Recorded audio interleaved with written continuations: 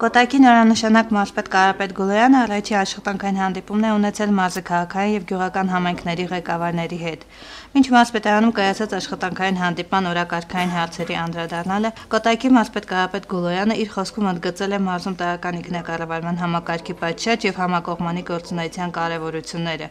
կարեւորելով մարզպետարան համայնքների արդյունավետ համագործակցության ապահովման գերակայությունները եւ համայնքներում տարվող աշխատանքային նոր լիցքեր հաղորդելու անհրաժեշտությունը։ Այնուհետև աշխատանքային հանդիպման օրակարգի շրջանակներում Կոտայքի մարզպետի տեղակալ Կարեն Մարգարյանն անդրադարձել է Հայոց ցեղասպանության 100-րդ տարելիցի շրջանակներում մարզում առաջիկայում նախատեսվող ծրագրային ուղղություններին։ Համայնքների ղեկավարներին տեղեկացնելով հիշյալ միջոցառումների կազմակերպման ուղղությամբ Կոտայքի նորանշանակ մարզպետի կողմից նախանշվող հստակ մոտեցումները։ Մարզպետի տեղակալն անդրադարձել է նաև հայրենական մեծ պատերազմում տարած հաղթանակի 70-ամյա Հոբելյանի առիթով մարզում նախատեսվող ծրագրերին։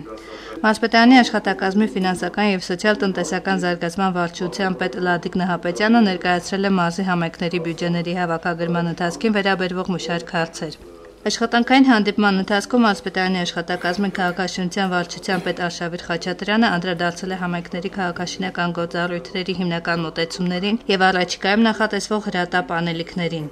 Կանան գյուղատնտեսական աշխատանքների կազմակերպման ընթացքին եւ հրատապ խնդիրներին է անդրադարձել մարզպետարանի աշխատակազմի գյուղատնտեսության եւ բնապահպանության վարչության պետ Մհեր Եղազարյանը։